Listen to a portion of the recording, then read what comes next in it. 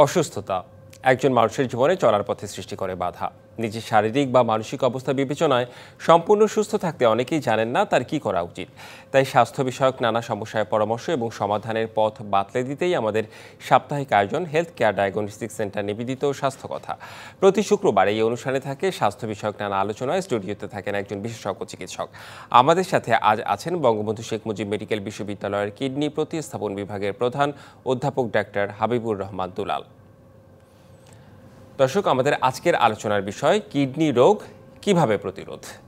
আপনারা ফোন করতে পারেন আমাদের স্ক্রিনে দেখানো নাম্বারে এবং ডক্টরের সঙ্গে কথা বলতে পারেন। আপনাকে স্বাগত জানাচ্ছি আমাদের আজকের অনুষ্ঠানে। আমরা কিডনি সংশ্লিষ্ট সামগ্রিক বিষয় নিয়ে আলোচনা করতে চাই। শুরুতে একটু জানতে চাই যে কি কি ধরনের রোগে আক্রান্ত হয় আমাদের কিডনি। ধন্যবাদ। আসলে আমাদের কিডনিটা আমরা জানি যে একটা বডির মানুষের শরীরের অতি আবশ্যকীয় একটা অর্গান। সুতরাং যেহেতু অতি আবশ্যকীয়, এটা না থাকলে মানুষ আলটিমেটলি খুব ঝামেলাতে পোহাতে হয়, তাকে ডায়ালাইসিসে যেতে হয় অথবা ট্রান্সপ্লান্টে। সুতরাং আমাদেরকে জানতে হবে যে যাতে এই রোগগুলি না হয়, প্রতিরোধটাই সবচেয়ে উত্তম। এর মধ্যে আমাদের কিডনি রোগের মধ্যে অনেকগুলি কিছু রোগ হয়। এর মধ্যে কিছু রোগ আছে আমাদের জন্মগত ত্রুটি, জন্মগত সমস্যা, কিছু অ্যাকোয়ার্ড বলে আমরা আমাদের প্রাত্যহিক জীবনে এটা আমাদের রোগগুলি হয়। আমাদের এই জন্মগত রোগগুলির মধ্যে অনেকের কিডনি তৈরি, কারো একটা কিডনি হয়, কারো একটা কিডনির ছোট হয়, কারো কিডনির নালীগুলি থাকে না, কারো পেশাবের থলিটা তৈরি হয় না, কারো এই রাস্তার মধ্যে পেশাবের রাস্তার মধ্যে অনেক পর্দা তৈরি হয়, যাতে বাধাগ্রস্ত হয়, পেশাব হতে পারে না, কারো হয় যে পেশাব যে আমরা করার সময় বাইর হয়, যেমন ঠিক উল্টার দিকে ওটা কিডনির মধ্যে চলে যায়। এগুলি জন্মগত ত্রুটি, এরকম অনেক আরও আছে। এসব হচ্ছে জন্মগত। আচ্ছা, তো এইগুলি তো প্রতিরোধের ব্যাপার হলেও যখনই কোনো রকমের অ্যাবনর্মালিটি দেখা দেবে, সাথে সাথে একজন কিডনি সার্জনের কাছে দ্রুত তার শরণাপন্ন হতে হবে। কারণ প্রাথমিক অবস্থায় এগুলি কারেক্টেবল। প্রাথমিক অবস্থায় কারেকশন করলে কিডনিগুলিকে সেভ করা যায়। কারণ আমাদের মেইন উদ্দেশ্য থাকে যে কিডনিকে আমার সুস্থ রাখতেই হবে। আচ্ছা, এগুলো জন্মগত। কিছু আছে আমার অ্যাকোয়ার্ড, এর মধ্যে কিছু আছে ইনফেকশনজনিত, কিছু আছে আমাদের মেটাবলিক ডিসঅর্ডার, কিছু আছে আমাদের টিউমার বা ক্যান্সার যেগুলি হয় এরকম, কিছু আছে আরও মিসেলিনিয়াস অন্যান্য। এর মধ্যে ইনফেকশনজনিতটা আমাদের খুব সমস্যা ফেলে আমাদের দেশগুলিতে।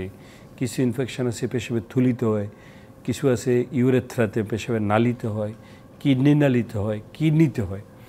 এগুলিও কিন্তু একটা পরবর্তীকালগুলিতে জটিল হয়ে কিডনিকে পার্মানেন্ট ফেইলিউর দিকে নিতে পারে। সুতরাং এইগুলি চিকিৎসাটা আগেই করতে হবে। কিছু আছে আমাদের মেটাবলিক, যেটা মানে ডায়াবেটিস। যাদের ডায়াবেটিস অনিয়ন্ত্রিত থাকে, এটা একটা বড় শত্রু এখন বাংলাদেশ তথা সারা পৃথিবীব্যাপী। যাদের অনিয়ন্ত্রিত ডায়াবেটিস থাকে তারা অনেকে জানেও না যে তার কিডনিটা কখন নষ্ট হয়ে যায়। হঠাৎ কোনো একটা পরীক্ষা করতে গেলো, অথবা তার ক্ষুধামন্দ হলো, অথবা বমি হচ্ছে, পরীক্ষা করতে গিয়ে দেওয়া যে না, তার 2টা কিডনি নষ্ট হয়ে গেছে। এরকম প্রচুর রুগী বাংলাদেশে আছে। আর কিছু রুগী আছে যেমন টিউমার, আমরা বললাম সেটা কিছু ভালো টিউমার হয় কিডনির মধ্যে, কিছু খারাপ টিউমার হয়। তো খারাপ টিউমারগুলি, যেটাকে আমরা ক্যান্সার বলি, এটা যদি প্রাথমিকভাবে নির্ণয় করা যায় এবং কারেক্টেবল, এবং দেখা যায় সম্পূর্ণ অন্যান্য ক্যান্সারের চেয়ে অনেক অনেক ভালো কিডনির ক্যান্সারগুলি যদি প্রাথমিকভাবে ডায়াগনোসিস হয়, তাহলে কিন্তু চিকিৎসা করলে সাথে ওটা ভালো হয়ে যায় মানুষ।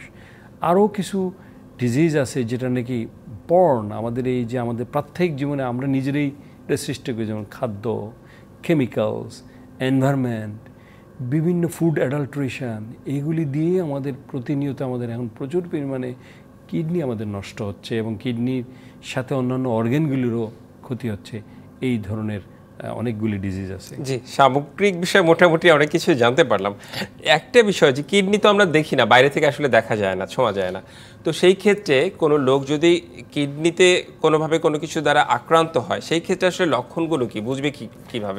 সবচেয়ে এইটাই আসলে একটা ফালাসি, সবচেয়ে বড় প্রবলেম। অনেকে বুঝতেই পারে না প্রথম দিকে যে কিডনি দিয়ে ক্ষতি হয়ে যাচ্ছে। এইটা কিন্তু অনেকে বুঝতে পারে না।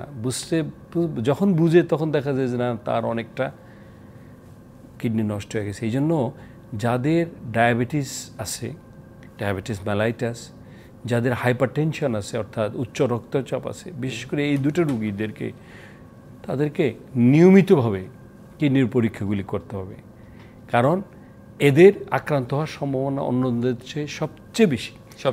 সুতরাং এদেরকে রুটিন একটা রুটিন পরীক্ষাগুলি করতে হয়। একটা সিম্পল টেস্ট ব্লাডের মধ্যে সিরাম ক্রিয়েটিনিন, এই সিরাম ক্রিয়েটিনিনটা কিন্তু এই ডায়াবেটিস মেলাইটাস হাইপারটেনশন যারা এই ভোগে তাদেরকে অবশ্যই নিয়মিতভাবে করতে, অন্তত 6 মাস অন্তর অন্তর এদের এই পরীক্ষাগুলি, বা অন্তত না হোক অন্তত বছরে একবার অবশ্যই তাদের কিডনি অ্যাসেসমেন্টগুলি করতে হবে।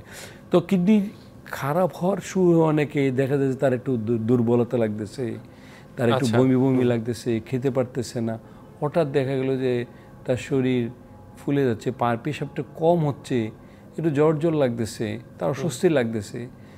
এই সমস্তগুলি কারণ যদি হয় তাহলে অবশ্যই কিডনির কারণগুলি আমাদের বের করতে হবে যে না কিডনির কোনো ক্ষতি হচ্ছে কিনা, সাথে সাথেই ডাক্তারের শরণাপন্ন হয়ে পরীক্ষা নিরীক্ষা করতে হবে এই ধরনের রোগীদেরকে। আচ্ছা, এমন কি হয় ডায়াবেটিস কিংবা যাদের উচ্চ রক্তচাপ নেই এমন মানুষও মানে কিডনি রোগে আক্রান্ত হচ্ছে? হ্যাঁ, হতে পারে। তাদেরকে যে বললাম আমরা, সে যদি কোনো ইনফেকশন হয়ে যায়, ক্রনিক কোনো ইনফেকশন, অথবা যদি সে কেমিক্যালস, অনেকে আছে বেদনানাশক ওষুধ, একটু ব্যথা হলো, কোমর ব্যথা হলো, হাঁটু ব্যথা হলো, মাথা ব্যথা হলো, বেদনানাশক খেয়ে ফেলে। অনেক মেয়ের আছে যাদের মাসিকে ব্যথা হয়, তীব্র ব্যথা, তারা কিন্তু রেগুলার এই ডাক্তারের রেজিস্টার্ড ডাক্তারদের পরামর্শ ছাড়াই অনেক বেদনানাশক ওষুধ খায় এরকম। তারপর আমাদের ফুডের যে অ্যাডাল্ট্রেশন, আমরা জানি না আমরা কী খাচ্ছি, হ্যাঁ, যে ফুড অ্যাডাল্ট্রেশন হচ্ছে, এতে থেকে আমাদের অনেক কিডনি ক্ষতি হচ্ছে। আচ্ছা, তাহলে কি আমরা লক্ষণগুলো কি সবার ক্ষেত্রে প্রায় কাছাকাছি বলবো? কিডনির মানে এক এক ধরনের ডিজিজের এক এক রকম লক্ষণ হবে, অনেকগুলি তো, যেটা নাকি আমরা সবাই যেটাকে ভয় পায় যে কিডনি খারাপ হয়ে গেল কিনা। আচ্ছা, হ্যাঁ, এইটার লক্ষণগুলি মোটামুটি একই, কিন্তু কিডনি তো আরো অনেক রোগ আছে, সেগুলির লক্ষণগুলি আলাদা। কিডনি টিউমারের লক্ষণ একরকম হবে, কিডনিতে পাথর হলে একরকম হবে, কিডনিতে ইনফেকশন হলে একটু অন্যরকম হবে, কিন্তু কিডনি যখন খারাপের দিকে যাচ্ছে তখন ওই লক্ষণগুলি কিন্তু কম, বিশেষ করে যাদের ডায়াবেটিস এবং উচ্চ রক্তচাপ আছে। আচ্ছা, এই ক্ষেত্রে তো আপনি বললেন যে সিরাম ক্রিয়েটিনিন আসলে সেই সব পেশেন্টদের টেস্ট করা দরকার সব সময়। আমি একটু কিডনি ট্রান্সপ্লান্ট বিষয় আসতে চাই, প্রতিস্থাপনের বিষয় আসতে চাই। কখন আসলে কিডনি প্রতিস্থাপন করা হয়? আমি প্রথমেই বলেছি যে কিডনি মানুষের শরীরের একটা এসেনশিয়াল অর্গান। এই অর্গান যদি কোনো কারণে বিকল হয়ে যায়, যে কোনো কারণে হোক, সেটা ইনফেকশন হোক, সেটা ডায়াবেটিস দিয়ে হোক, সেটা কোনো ড্রাগসের জন্য, what ever it may be, এটা এন্ড স্টেজ রিনাল ফেলিউর বলি আমরা। ক্রনিক কিডনি ডিজিজ হয়ে হয়ে একটা পর্যায়ে গিয়ে সে আর কোনো কাজ করার ক্ষমতা সম্পূর্ণ হারিয়ে ফেলে, এটাকে বলা হয় এন্ড স্টেজ রিনাল ফেলিয়ার। তখন কিন্তু অবশ্যই এই মানুষটাকে বাঁচতে হলে তাকে দুইটা পদ্ধতি, একটাকে তার আইদার ডায়ালাইসিসের মাধ্যমে কাজ করতে হবে অথবা কিডনি ট্রান্সপ্লান্টেশন। কারণ কিডনি তো এসেনশিয়াল, আমরা বলছি যে পানি নিয়ন্ত্রণ করে, ইলেকট্রোলাইট নিয়ন্ত্রণ করে, বডির এসেনশিয়াল যে বর্জ্য পদার্থগুলি আছে সেগুলি বের করে দেয়, অনেক হরমোন, অনেক এনজাইম এর থেকে তৈরি হয় যেটা নাকি শরীরের জন্য অত্যাবশ্যকীয়। সুতরাং কিডনির বিকল্প নাই। সুতরাং তবে এই ডায়ালাইসিস এবং ট্রান্সপ্লান্টেশনের মধ্যে ট্রান্সপ্লান্টেশনটা উত্তম, কারণ ডায়ালাইসিস করলে সপ্তাহে 2 থেকে 3 বার করতে হয়, ব্যয়বহুল, প্লাস সব সেন্টারে নাই এবং অনেক সময় ব্যয় হয়। দেখা গেল যে 3 থেকে 4 ঘন্টা লাগে একটা ডায়ালাইসিস দিয়ে একটা সেশনে। পরীক্ষা নিরীক্ষা সব মিলে একটা বহুলস্থল কারণ। এবং সবচেয়ে খারাপ সাইড হলো ডায়ালাইসিসের, কিডনি রুগীই থাকে, সে সম্পূর্ণ স্বাভাবিক হয় না তা। যারা ডায়ালাইসিস, তার শুধু কেবল এসেনশিয়াল কিছু কিছু পার্ট এই ডায়ালাইসিসের মাধ্যমে করা যায়। কিন্তু ট্রান্সপ্লান্টের সুবিধা হলো যে অবশ্যই একবার সম্পূর্ণ স্বাভাবিক হয়ে যায়, তার যৌন ক্ষমতা সে ফেরত পায়, তার বাচ্চা নেওয়ার ক্ষমতা সে ফেরত পায়, তার অন্যান্য দৈহিক যেই সমস্যাগুলি আগে ছিল এটা স্বাভাবিক হয়ে যায়। কেবল একটা জিনিসে প্রবলেম দেয় এই ট্রান্সপ্লান্টের জন্য, যে একে সারা জীবন ফলো আপে থাকতে হয়, আর আরেকটা হলো তাকে সারা জীবন ইমিউনোসাপ্রেসিভ ড্রাগস, কিছু ড্রাগ খেয়ে যেতে হবে। প্রথম বছর একটু বেশি খেতে হয়, পরের বছর কম। এবং তখন এই ধরনের রুগীদেরকে আমরা বলি যে তুমি একটু ভিড়ের মধ্যে যাবা না, তুমি লোকালয় এড়িয়ে চলবে যাতে তোমার ইনফেকশন না হয়। আচ্ছা, আমরা আরও কিডনি সংশ্লিষ্ট আরও বিষয় নিয়ে আলোচনা করবো, তবে একটা বিরতিতে আমাদের যেতে হবে। বিরতির পর ফিরে এসে আমরা আবারও আলোচনায় ফিরতে চাই। দর্শক, বিরতি নিচ্ছি ডিবিসি নিউজের সাপ্তাহিক আয়োজন হেলথ কেয়ার ডায়াগনস্টিক সেন্টার নিবেদিত স্বাস্থ্য কথায়। সঙ্গেই থাকুন। আবারও স্বাগত ডিবিসি নিউজের সাপ্তাহিক আয়োজন হেলথ কেয়ার ডায়াগনস্টিক সেন্টার নিবেদিত স্বাস্থ্য কথায়। আমাদের সাথে আজ আছেন বঙ্গবন্ধু শেখ মুজিব মেডিকেল বিশ্ববিদ্যালয়ের কিডনি প্রতিস্থাপন বিভাগের প্রধান অধ্যাপক ডাক্তার হাবিবুর রহমান দুলাল। আমাদের আজকের আলোচনার বিষয় কিডনি রোগ কীভাবে প্রতিরোধ। আমরা ট্রান্সপ্লান্ট নিয়ে আলোচনা করছিলাম, প্রতিস্থাপন। একটু জানতে চাই, আপনি বলছিলেন যে প্রতিস্থাপন করাটা সবচেয়ে ভালো, কিন্তু আসলে ডোনার পাওয়া কিংবা এটা কি খুব সহজ বিষয় হয়ে দাঁড়ায়? আমাদের প্রতিবন্ধকতা হলো প্রতি বছর আমাদের 30 থেকে 40,000 পেশেন্ট পার্মানেন্টলি কিডনি ড্যামেজ হচ্ছে, তাদের আইদার ট্রান্সপ্লান্ট অথবা ডায়ালাইসিস দরকার। দুইটারই সক্ষমতা আমাদের নেই। কারণ একটা হলো আমাদের ইনফ্রাস্ট্রাকচারগুলি বিভিন্ন ডিস্ট্রিক্ট লেভেলগুলিতে এখন পর্যন্ত ডায়ালাইসিস হয় না, ট্রান্সপ্লান্ট হয় না। দ্বিতীয়ত ট্রান্সপ্লান্টের জন্য আরেকটা সবচেয়ে বড় বাধা হলো আমাদের যে আইনটা। এই বর্তমানে আমাদের প্রথম আইনটা আমাদের 2018 সালে একটা মডিফাইড আইন হয়, 90 সালের প্রথম আইনটা হয়। তো 18 সালের আইনে একটু মডিফাইড হয়ে 23-24 ক্যাটাগরির মানুষ ডোনেট করতে পারে। বাবা, মা, ছেলে, মেয়ে, স্বামী, স্ত্রী, ভাই, বোন, তারপরে হলো গিয়ে চাচাতো ভাই, মামাতো ভাই, খালাতো ভাই, মামাতে অল তারপরে চাচা, মামা, খালা, ফুফু, দাদা, দাদি, নাতি, নাতনি, এরকম। এর বাইরে তো ডোনার নাই। যেমন আমার ফ্যামিলিতে যদি এই আত্মীয়র মধ্যে যদি আমার না মিলে, তখন তো আমাকে ডায়ালাইসিস করতে হবে। এই পেশেন্টগুলি, যে পেশেন্টগুলি পার্শ্ববর্তী দেশগুলিতে চলে যাচ্ছে এই ডোনারের অভাবে, তারা অন্যান্য ডোনার দালালের মাধ্যমে সংগ্রহ করে কাগজপত্র রেডি করে ফলস ফেক কাগজ তৈরি করে বিদেশে চলে যায়। ওই দেশগুলিতে গেলে আমাদের হাই কমিশন থেকে একটা অ্যাটেস্টেশন নিয়েই ওরা অন্যান্য দেশে করে ফেলতেছে। কিন্তু বাংলাদেশে তো আইন খুবই কড়াকড়ি।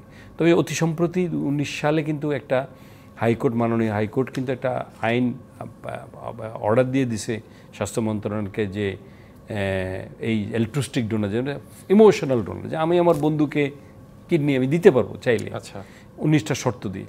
সেইটা এখন এটা প্রক্রিয়াধীন আছে। আশা করি এটা হয়ে গেলে এই সমস্যাটার সমাধানটা হবে, অনেক রোগী বিদেশে যাবে না। জি, এই প্রতিস্থাপন বিষয়ে আমার আরও প্রশ্ন কিছু রয়েছে, তবে তার আগে একটা ছোট কোশ্চেন। সেটা হচ্ছে যে যারা অনেক সময় জন্মগতভাবে একটা কিডনি নিয়ে জন্মগ্রহণ করেন, সেই ক্ষেত্রে যখন বয়স বাড়ার সাথে সাথে তার কোনো ধরনের সমস্যা হবে কিনা? 99% ক্ষেত্রে আমাদের অভিজ্ঞতা যে অনেকে জানেও না। 84 ইয়ার্স এক লেডি আমাদের ব্যথা নিয়ে আসছে, বা আসার পর পরীক্ষা নিরীক্ষা করে দেখা গেল যে তার একটা কিডনি। সে কিন্তু জানেও না এই 84 বছরে যে তার একটা কিডনি। আচ্ছা, এটা কারণ যারা আমাদের ডোনেট করতেছে তারা কিন্তু একটা কিডনি নিয়ে আসে। বেসিক্যালি 2টা কিডনির প্রয়োজন যেমন আছে, আল্লাপাক এভাবে তো তৈরি করে নাই, এটা হলো একটা রিজার্ভ হিসাবে থাকে। কোনো কারণে একটা যদি নষ্ট হয়ে যায়, এই সাপোর্ট দিল, 2টা সম্মিলিত পরে একটার উপর লোড পড়বে। এই জন্যই তো আল্লাহ 2টা দিছে। এক চোখ থাকলে কি আমি দেখবো না? তারপরে জন্মগতভাবে একটা কিডনি নিয়ে জন্ম নিলেও মানে তার বেঁচে থাকায় কোনো সমস্যা নেই। প্রচুর রোগীরাও খুব ভালো আছে, কেউ জানেও না। হঠাৎ কোনো কারণে পরীক্ষা করতে গিয়ে দেখে যে একটা কিডনি, তখন তাদেরকে আমরা আশ্বস্ত করি যে না, তোমার ভয়ের কোনো কারণ নেই, একটা কিডনি তোমার জন্য যথেষ্ট। আল্লাহ তোমাকে একটাই দিয়েছে, এটা দিয়ে তুমি ভালো থাকবা।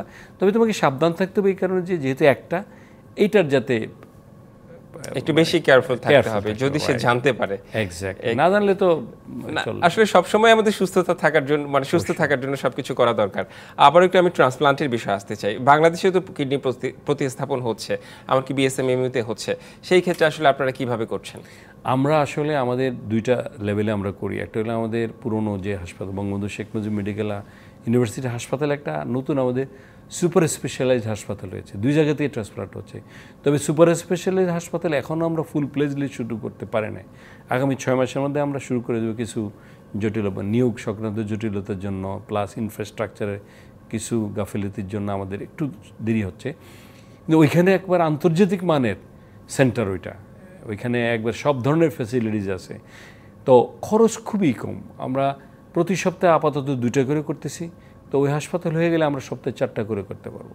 আচ্ছা, এই ক্ষেত্রে ডোনার মানে পেশেন্টদেরকে ঠিক করতে হয় অবশ্যই। আচ্ছা, আমার আরেক একদম সংক্ষেপে জানতে চাই, কিডনি ভালো রাখার জন্য মানুষ কি করতে পারে? ব্যায়াম কিংবা খাওয়া দাওয়ার ক্ষেত্রে কি হতে পারে? কিডনি ভালোর জন্য একটা আসে যে পানির একটা প্রসঙ্গ। পানিটা আমরা এইভাবে বলি যে একজন অ্যাডাল্টের জন্য 2 থেকে 2.5 লিটার পানি যথেষ্ট। যদি কেউ পরিশ্রম করে, হাড় বাঁকা খাটুনি করে, অনেক তার বেশি লাগবে।